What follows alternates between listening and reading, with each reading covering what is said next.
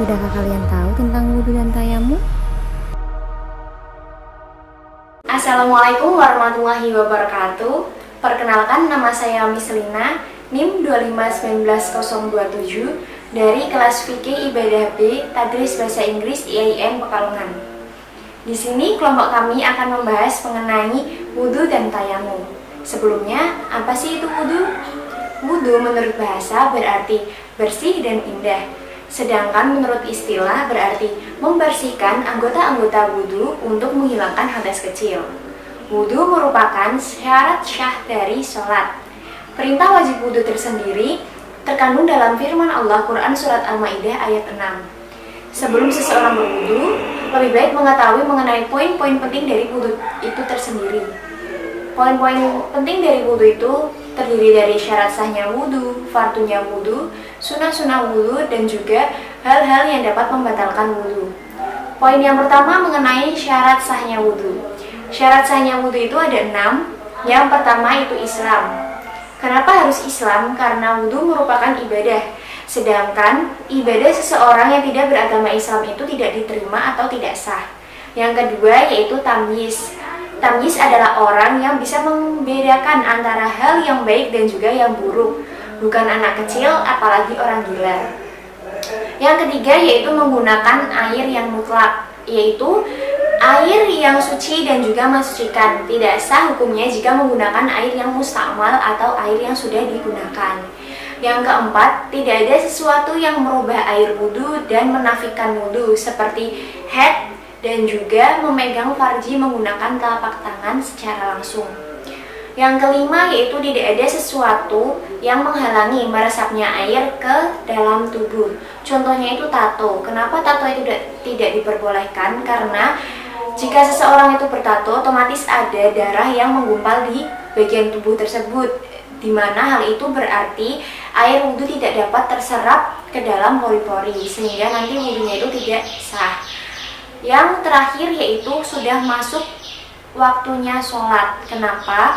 Lebih baik seseorang itu wudhu ketika sudah masuk waktunya sholat.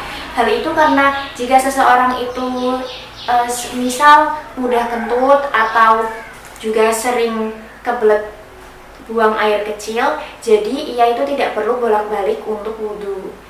Poin selanjutnya mengenai fardu-fardu wudhu. Jadi fardu wudhu itu ada 6. Yang pertama yaitu niat.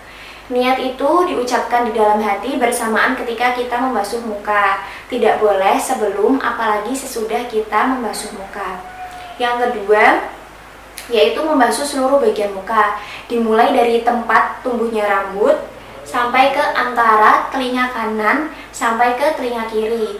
Termasuk jika seseorang itu berjenggot ataupun berkumis. Jika jenggotnya itu tebal, cukup dengan menyela-nyela air sampai ke pangkal rambutnya, tidak perlu mengenai bagian kulit orang tersebut. Tetapi jika jenggot dan kumisnya itu tipis, maka airnya itu harus mengenai bagian kulitnya.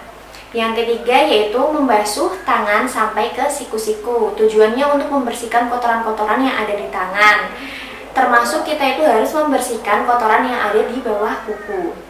Poin yang keempat yaitu membasuh sebagian dari kepala. Itu terserah mau yang dibasuh itu bagian mana, boleh bagian depan ataupun belakang.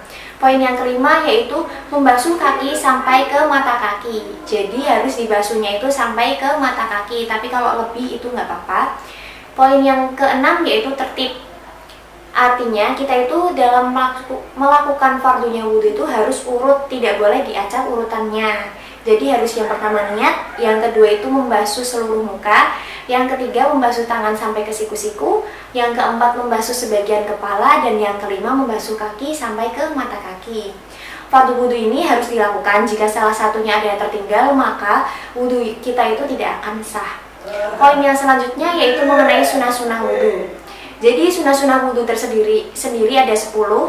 Yang pertama itu membaca basmalah, bisa dilakukan pada permulaan, bisa juga di tengah-tengah. Akan tetapi jika kita itu lupa tidak membaca basmalah sampai akhir wudhu atau wudhunya telah selesai, kita tidak perlu mengulangi wudhu tersebut.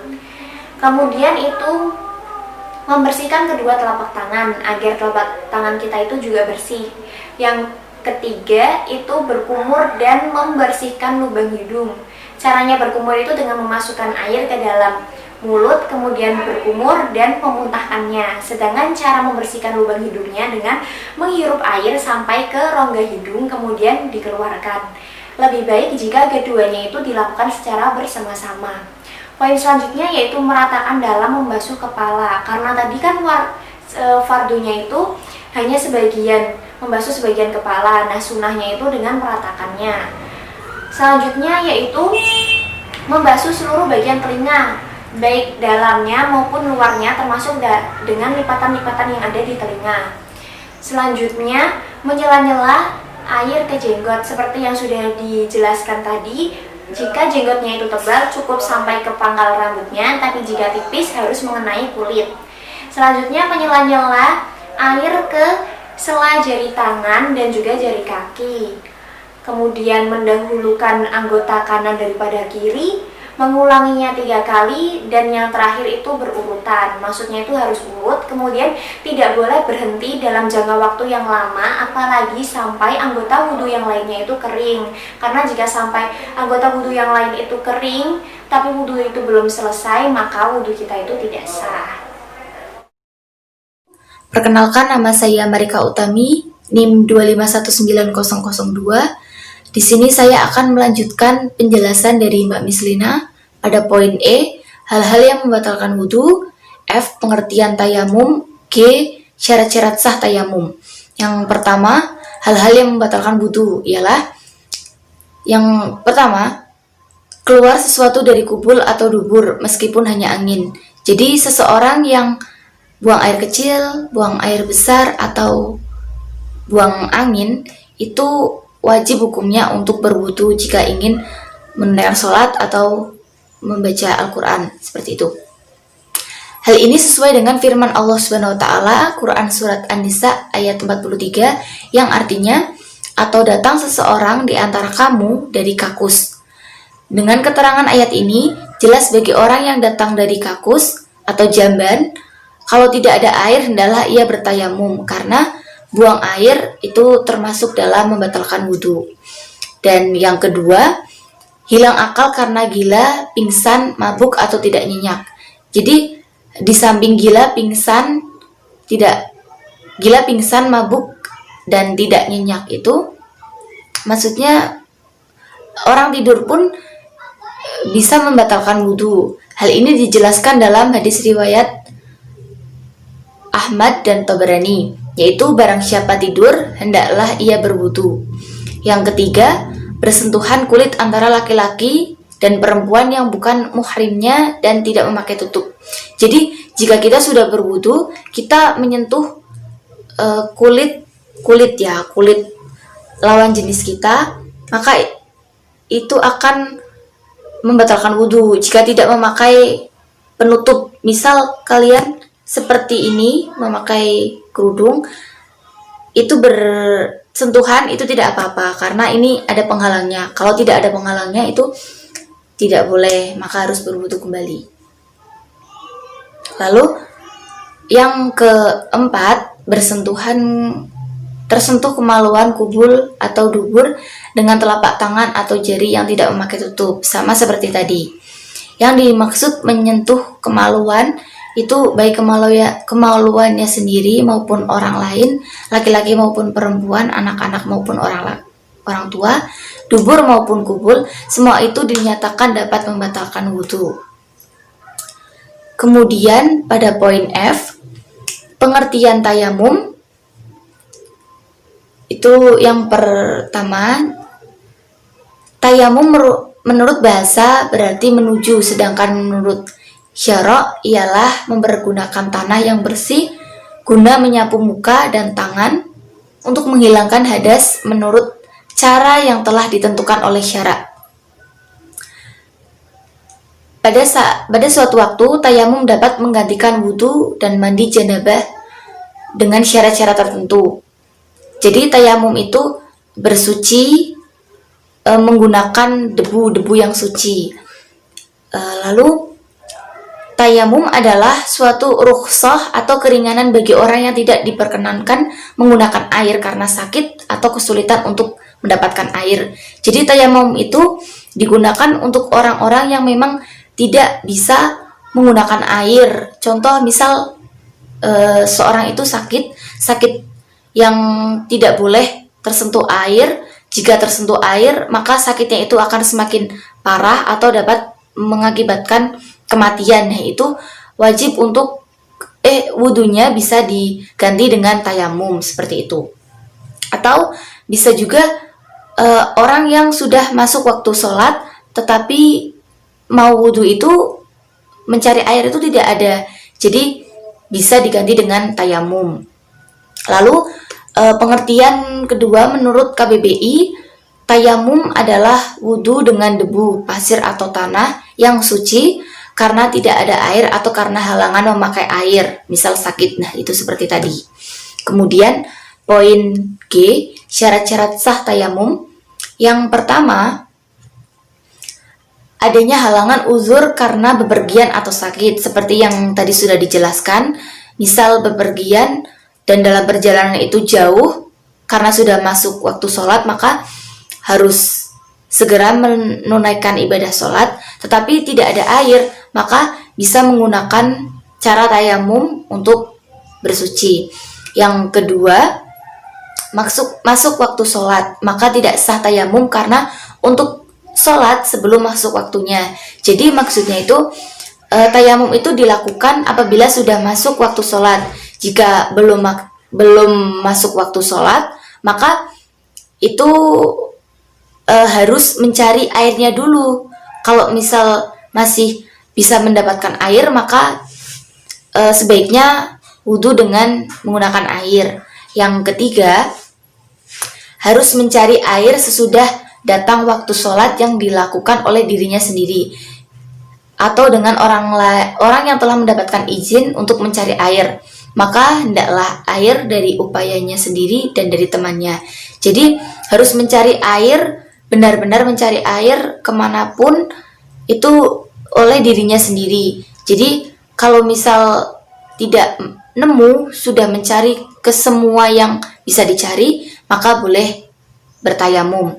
Yang keempat, itu terhalang memakai air. Saya jelaskan tadi, maksudnya dari terhalang memakai air itu apabila seseorang sakit parah, dan apabila sakitnya itu terkena air, maka sakitnya itu akan semakin parah dan bahkan mengakibatkan kematian. Itu maka bisa diganti dengan tayamum. Yang terakhir, harus dengan debu yang suci yang tidak dibasahi. Jadi maksudnya mencari debu yang suci dan tidak terkena air, tidak tercampur air. Jadi murni hanya debu. Seperti itu. Lalu bagaimana sih cara tayamum yang baik dan benar? Simak video berikut yuk. Pertama, membaca basmalah. Selanjutnya, meletakkan kedua tangan di atas debu yang bersih dan suci. Mengusap muka dengan debu atau tanah sambil mengucapkan niat. Bismillahirrahmanirrahim. Nawaitut tayammuma listibahatis salati fardhan lillahi ta'ala. Artinya, sengaja aku Bertayamum untuk melakukan salat fardu karena Allah Ta'ala. meletakkan kedua tangan di atas debu yang berbeda untuk diusapkan ke kedua tangan sampai siku.